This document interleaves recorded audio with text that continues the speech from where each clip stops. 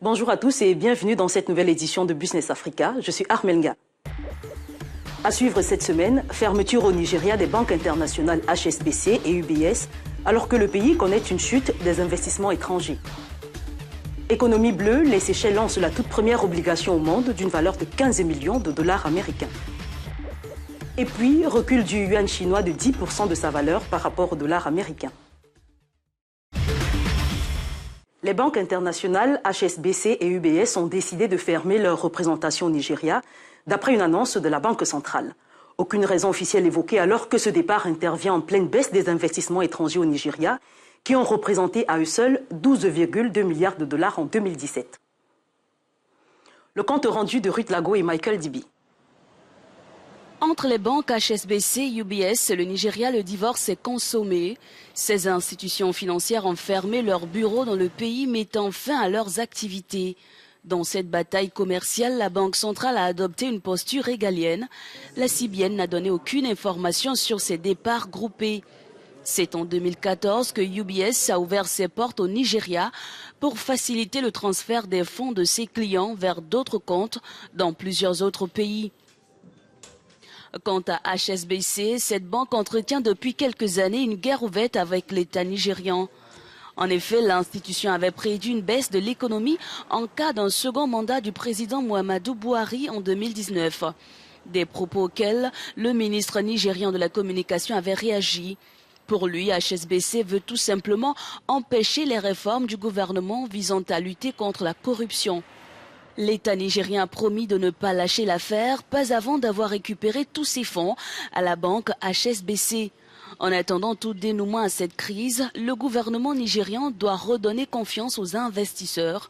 Le conflit qui a opposé la firme sud-africaine MTN à la CBN aurait entraîné le départ de plusieurs entreprises. De plus, la hausse de la dette extérieure du pays et les inquiétudes entourant les élections générales de 2019 semblent effrayer les investisseurs.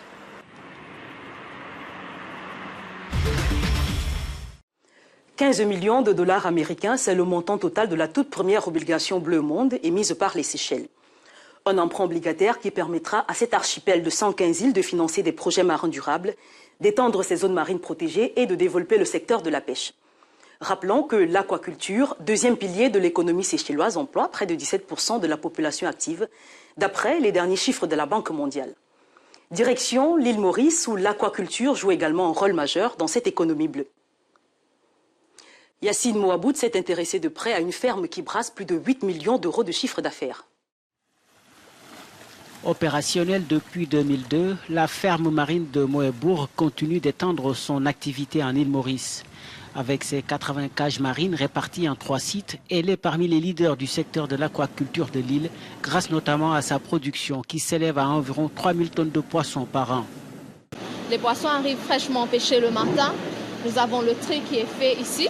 Ils sont séparés en différentes catégories selon le poids. Et ils sont glacés et mis directement en chambre froide positive. Et ensuite répartis selon la production du jour, selon les commandes des clients, avec des poissons qui sont grattés, dévidés. On fait lever les filets ou même partir en entier pour l'export. Mais malgré les 120 emplois créés et les 8 millions de chiffres d'affaires, la ferme est au centre des critiques liées à la crainte d'une prolifération des requins et de la dégradation des écosystèmes marins. Ce que rejettent ses responsables. Tous nos choix sont faits de manière stratégique pour vraiment faire une activité sur du long terme. Nous contrôlons notre impact environnemental sur les sites tous les 6 mois. Nous pouvons dire qu'au contraire, on crée de la biomasse à la place d'en tuer. 31 sites ont été identifiés pour le développement de la pêche aquacole. Des revenus de 8 milliards de roupies, soit 200 millions d'euros, sont attendus. Yacine Mouaboud, Africa News, Pointe-aux-Feuilles. Retrouvons à présent à Johannesburg, en Afrique du Sud, le docteur Carlos Lopez, économiste du développement. Bonjour et bienvenue dans Business Africa. Bonjour, c'est un plaisir d'être avec vous. Alors, les Seychelles sont donc devenus le premier État à émettre des obligations bleues. Le pays se félicite d'avoir recours à un instrument de financement novateur. En quoi est-il précisément novateur ? Ah, vous savez, normalement, quand on introduit dans la dette souveraine d'un pays des instruments qui sont un peu innovateurs, les gens se demandent qu'est-ce qu'il y a vraiment d'innovant du côté, disons, de l'aspect financier. Et effectivement, il s'agit d'un certain nombre d'obligations qui sont liées directement à un concept et une idée de durabilité. Et donc, la seule différence par rapport à d'autres instruments financiers, c'est que le type de conditions qui normalement sont appelées à être respectées par celui qui fait la demande sont déjà établies en avance sur une base qui est différente de l'habituel, c'est-à-dire une base plutôt de respecter un certain nombre de critères, disons, sociaux et dans ce cas de figure, environnementaux. Donc c'est très innovant dans ce sens. Et je pense que les Seychelles, qui ont toujours eu un rôle de leadership dans l'économie bleue, a saisi, disons, cet intérêt qui est réel pour l'économie bleue, pour être finalement le premier pays à monter un instrument de ce genre. Il est donc question de mobiliser des fonds pour soutenir des projets liés à la mer. De quel type de projet marin durable parle-t-on?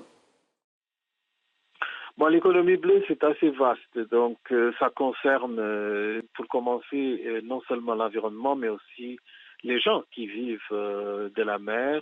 Et les gens qui vivent de la mer ne sont pas seulement ceux qui sont en haute mer ou qui sont dépendants, disons, de l'exploitation économique de la mer à distance, offshore, comme on dit en anglais, mais tous ceux qui sont dans les côtes.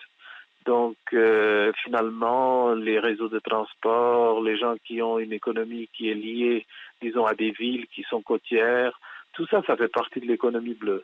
Mais dans le cas de figure d'un archipel, comme c'est le cas des Seychelles et comme il y a d'autres en Afrique, ce qui est important aussi de signaler, c'est le fait qu'ils ont des zones économiques exclusives assez vastes et ils n'ont pas les moyens vraiment de pouvoir mettre à profit la richesse incroyable qui existe. Et pourtant, ils souffrent énormément du changement climatique. Ça va affecter durement les pays insulaires à cause de la petite montée probable des mers. Eh bien, de nombreuses rencontres internationales ont attiré l'attention sur le déclin des stocks halieutiques, l'érosion du littoral et les conséquences que cela pourrait avoir sur les communautés pauvres. Avez-vous l'impression que les États intègrent l'économie bleue dans leur stratégie de développement national? Ça commence tout doucement à faire partie du débat, mais c'est encore le tout début. D'ailleurs, c'est vraiment intéressant que ce soit les pays insulaires qui mènent un peu cette campagne auprès d'organismes internationaux, comme c'est le cas de l'Union africaine. Mais je pense que vraiment ça concerne beaucoup plus que les pays insulaires. Et donc, ça concerne aussi les questions de sécurité maritime qui sont liées à la pêche illégale. Donc, cette pêche illégale est responsable, comme vous disiez, d'un changement complètement inacceptable de la situation des mers en termes de ressources halieutiques. Des pays qui étaient très riches en poissons, tout d'un coup se retrouvent vraiment avec la seule possibilité d'utiliser les embarcations de fortune pour faire des migrations clandestines vers l'Europe. C'est vraiment un peu la faute du manque d'attention pour l'économie bleue. S'il fallait parler statistiques, comment l'économie bleue évolue-t-elle sur le continent? De quel ordre les investissements pour la gestion durable de la pêche ou l'aquaculture sont-ils en croissance? Non, effectivement, ce qu'on peut constater, c'est que si on prend en considération l'ensemble des éléments de l'économie bleue, certainement il y a de la croissance puisqu'il y a tellement d'investissements qui se font dans le domaine des infrastructures portuaires, ne serait-ce que cela changerait complètement l'appréciation qu'on avait il y a quelques années de l'importance de l'économie bleue et les investissements dirigés dans cette direction. Par contre, ce qui n'est pas vraiment en train d'évoluer positivement, c'est les investissements qui sont directement liés à la préservation, à la durabilité, aux aspects de durabilité. Et là, je pense qu'il y a un certain nombre d'activistes, un certain nombre d'organisations qui attirent l'attention sur le fait que l'Afrique possède vraiment une richesse incroyable dans les mers, beaucoup plus importante de ce qu'on imagine par rapport aux industries extractives, par exemple, pour faire une comparaison. Et pourtant, il n'y a aucune, disons, législation spéciale qui a été accordée entre pays africains au-delà, disons, de la sécurité maritime. Merci Carlos Lopez pour ces explications. Je rappelle que vous êtes économiste du développement pour l'Afrique en particulier. C'était un plaisir. Nous marquons une courte pause et tout de suite après, nous verrons l'impact commercial de la guerre économique entre la Chine et les États-Unis. À tout de suite.